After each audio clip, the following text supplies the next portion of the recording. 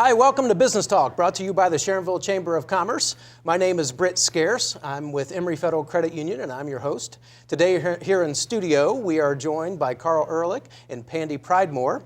They are the facilitators of the HR Roundtable that is held at the Sharonville Chamber of Commerce. We're going to talk a little bit about some of the cool things that are going on with the HR Roundtable, and hopefully we'll also talk a little bit about each of you. Karl, you're an attorney, right, with Sebaly, Shillito Dyer. I am. And Pandy, you are a consultant with the Human Resource USA, correct? I am. So tell us a little bit about what each of you do. Whichever one of you want to go first. Ladies first. Oh, consultant. I'm the one that they call when they have a question. Been doing this for 11 years now, working with companies from the size of 2 employees up to 150. Our concept at the Human Resource USA is to be there when needed, as needed. So as a support, whether it's on a daily basis or whether it's just a call in the middle of the night, if they have a question about human resources, we're a resource for that. That's great. Do you find that a lot of companies kind of skimp on that particular side of their business? They kind of just try to handle everything and then kind of realize that, oh no, there's a lot of other laws maybe I need to be paying attention to, or some procedures that maybe I need to pay attention to, where they can kind of outsource you to help them with that if they're maybe a 1 or 2 man operation? Well, it's crazy because most of the people I work with, and that can range from the controller down to the spouse of the company, they're doing multiple things at the same time. And normally they don't know what they don't know. And they're Karl good at and making their widget more so than all the back office stuff. And they should be. That's exactly what they're meant to do. But Karl and I both know, for most of these individuals that we're working with, it's the theory, it's never a problem until it's a problem. Mm-hmm. And the climate right now for human resources and all the employment laws right now have been changing at the speed of light. So we're not fearful for our jobs right now. We're doing just fine. Definitely in demand for your services. Well, and we love what we do. So it's really, that's what's been really exciting about the HR Roundtable, is that we're able to share what we know and plant that seed of, hey, be aware, and go back and talk to your business owners or go back and talk to your management teams and put together a strategy. And if you need some additional help, we're the resources for that. That's great. Now, Karl, what kind of, I know you're an attorney, but there are a lot of different, fields that attorneys can specialize in. What's your specialty?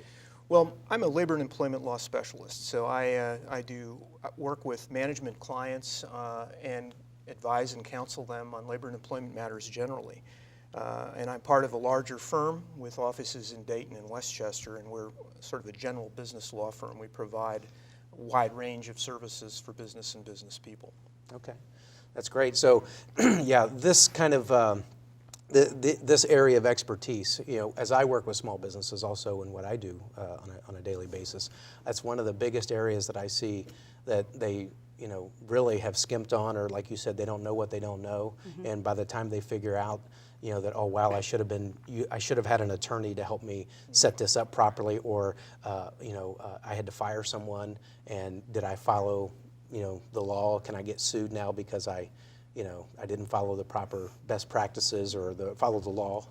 Because let's face it, if you're a small business, a lot of times people just kind of they just do things the way they've always done them and think, well, hey, it's my business, I can do whatever I want. But there are laws that they have to follow, right? From the very start to the end. I mean, if you employ one individual, if you've got one person on your payroll, there are laws that you need to be aware of. So just go ahead and get the proper advice up front. Go ahead and get an attorney, an HR consultant, or if you're not big enough to have your own HR department, is that where you can step in? Well, even the HR people that call themselves HR people and are exclusive, they're spending so much time with the daily drama that, Britt, they should have a resource to be able to call on just to spur the moment to help them understand what's changing, because we spend so much time reading and being educated ourselves to keep up with all this. There's no possible way that an HR person exclusively taking care of that task can keep up with all of it. Well, as new laws get passed, as new administrations come in, presidents change over and have new laws and things that they want to push. And, we had the Affordable Care Act that, that didn't cause any issues for any of your folks, did it? None at all.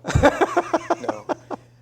And yeah, one of the things we like to do is we like to build relationships with our clients over a long period of time. And so what that enables us to do really is to anticipate issues. As we understand their business better and as we understand how they're growing and what their priorities are over time, we can anticipate the changes and how they will affect those clients on an ongoing basis. And that helps us to be more effective. And one of the reasons I really like working with Pandy in this particular context is that as an HR person, she's in there with the trenches, really dealing with the day-to-day issues, and I get the opportunity to assist from a legal perspective, and I think the combination of skills really bring a great resource to the client. So we're looking for those long-term relationships, and we want to stay with clients over a long period of time. Are there particular industries that or you specialize more in, or that you think need your services more than others, or are they pretty much? I would say probably everyone probably needs your services to some degree, but are there certain ones? Yeah, from my perspective, I think most of the clients I deal with are in a wide range of industries. Our sort of bread and butter client is that medium-sized growing business. Business that has developed and grown over a period of time, and we've kind of been with them at various stages of their development and can guide them and assist them and work with them as needed throughout that process. But I work a great deal in the manufacturing arena. I work with a lot of manufacturers, particularly in the auto industry, through the auto supply chain. I also work with some service businesses, and I also have a small but growing healthcare practice. So it's a wide range of industries. But you find that while there are some unique issues to each industry, a lot of the sort of overriding concerns are similar. And employment law is kind of employment law. It can be, yeah. In many cases, there are common issues that you see being faced regardless of the industry. But again, knowing the client and understanding the client's concerns and priorities is critical to what I do. Mm-hmm. That's great. Now, Pandy, the same thing with you as far as, are there particular industries that? Not a one. Okay, it's whoever needs your services. Exactly. And I can attest to the fact that I've seen large companies that even though they have a lot of employees, that they have that person that's been HR for 20 years and may not exactly read up on all the rules. Well, and that's what made 2016 so exciting for us, because we were able to present information on topics like the medical marijuana, why audits are so important in the office, the changes that the National Labor Relations Board is making and it will continue to make here in the next 12 months. You gave a really nice presentation on why employers get sued. And and the non-competes. Right. And the non-competes and... Right, non-competes and confidentiality Yes. agreements and why you use them, how you use them, when you don't use them, that kind of thing. Mm-hmm. So, I think what we've tried to do is we've tried to identify those issues that are of particular interest and where there is some movement, where there is some news, where there's something new going on. Mm-hmm. That may be either unknown to folks out there in the world, or that are particularly difficult to deal with. And so we try to focus on those topics and really suggest some common sense, practical approaches to dealing with those issues. Mm-hmm. Now, you guys covered a lot of those issues at the Roundtable in 2016, and you're going to be doing some of these same type of things going forward in 2017. Oh, we right? have to. We absolutely must. When the Fair Labor Standard Act's recent proposed changes got put on hold, Karl's got some ideas on how to keep people informed on how to stay on top of that, and then going back to the medical marijuana topic. Right. I mean, we have a number of issues we're really watching very closely, and the change in administration coming up in a few days. I hear there's a big event coming up on January 20th. Yes. And so that will affect some of what we've been watching, and oftentimes we don't even know exactly where that will go. But things like the Department of Labor regulations, as Pandy mentioned, but also There's been a lot of concern, a lot of attention to the North Carolina law on bathroom access in the workplace. Who'd have thought we'd ever be worried about which bathroom we were going to go into? Right. Transgender issues in the workplace has become a kind of a hot topic, and it's, I get questions now about that quite commonly. Mm-hmm. And where is that going to be in the next 6-12 months? And so we're planning a program on those issues as well. And so we want to be able to address that ahead of time and begin to help people anticipate what might be next. Mm-hmm. And just like you guys had to probably do a lot of work with employers on the Affordable Care Act. I mean, now there was a vote, I think even like today, on moving forward with changing all that. So that's a little bit of job security for you also, because if it all has to change to something else now. Right. Britt, that's one of the things I tell employers: get comfortable with change. Yeah. Because that's the only because constant it's just in the settled universe. in, really. I mean, isn't it just now really kind of taken, a lot of the law is just now taking full effect, and now they're talking about changing it again. Well, and it will take some time to unwind. Yeah. And we don't quite know what's going to replace it yet. So we're still kind of managing that uncertainty. Mm-hmm. And so we'll, again, be looking at those issues over time as well. Now, if a business owner wanted to have a session with you guys, how would that look? What would be involved in that? If they wanted to sit down with each of you, either together or individually, and talk about what you could do for them, what could they expect in like a first session with you? We would do a lot of listening. Very truthfully, a lot of listening, because every situation is dependent on the business itself. Like Karl said, we really need to know more specifically how it's affecting them. And that could take an hour, it could take a day. It's all very individual. Yeah, we want to sit down with the client, with the business owner, and ask questions.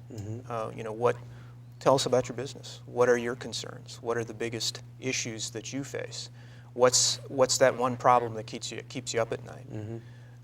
And what kinds of things would you be looking for us to help you with? So there are lots of questions we ask, and understanding the business is the first step. Okay. Let me ask you a kind of a personal question, I guess. What makes you love what you do? Because you both seem very passionate about what you do. So what is it about what you do that makes you love what you do? It's constantly changing. It's not. So you don't get bored? I don't get bored. It's not something I'm doing the same thing over and over again, which in some cases can be nice. But what I love about what I do is that there's always an intellectual challenge. There's always that next thing to figure out, that next problem to help solve, that next client to work with and learn about. I love that piece of what I do, and that's really what keeps me going. Mm-hmm. That's great. Mine's a little different, because I normally am shoulder to shoulder and elbow to elbow with the individual there on site.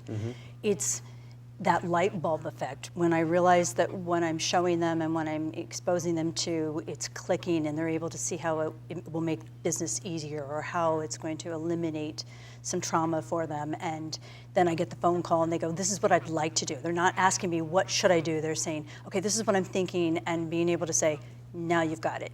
That's when I just get my biggest thrill, is being that educator and that support person, and like the voice in the back of their head. That's what I get the charge out of. Yeah. Well, and most likely that decision might keep them from making a very costly decision. Oh, absolutely. Yeah. Absolutely. Yeah, we find that certainly in our area in the law, that sometimes a small investment up front with an attorney to help identify and manage the risk before it becomes a problem. It's sometimes difficult for a business owner to accept that cost, but it's small compared to what can happen when things blow up. I mean, the ratio of prevention to cost of prevention versus cost of responding to litigation, for example, people are constantly in my business astounded by how much litigation costs. It's so much easier and so much better, if you can, to try to address issues before they occur. And that's why audits are we push audits a lot. Be aware of where you are, find out what needs to be tweaked, and let's get it changed. Yeah, Get you up to compliance. Makes sense. So what advice would you have for small businesses today, especially startup small businesses? Yeah, I think for a startup business owner, it's about perseverance. I mean, I think it can get discouraging, it can get challenging, it can oftentimes be a daunting exercise in the first few years of a business startup. And it seems to me that where businesses tend to fail is where people oftentimes don't always have that ability to stick it out and really persist. And if there's a way to persist, if there's a way to continue plodding along, it's oftentimes getting through those first years where once you've established yourself, then it can become a little easier. But I think perseverance is, it sounds almost obvious, but to me that's one of the big issues. For a lot of folks, I mean, when it gets tough, it's easy to give up and say, this ain't working, I'll go back to my my 9-to-5 job, my W-2 job where, I don't have all these headaches. But many times if they can stick it out long enough, it'll turn and they'll have a very successful business. And don't be afraid to use resources, to use assistance, to find people who can help you and guide you and provide advice. It's not just attorneys or HR people, but a lot of business owners. That doesn't make you seem like you're not smart if you do that. I mean. No, stop it. They need. Okay, I'm going to simplify it even first. Yeah. If you don't love what you're doing, then stop there. Yeah. You're going to be able to persevere so much more if you love what you're doing. Get excited about getting up and going to work every day. Yeah. And we do.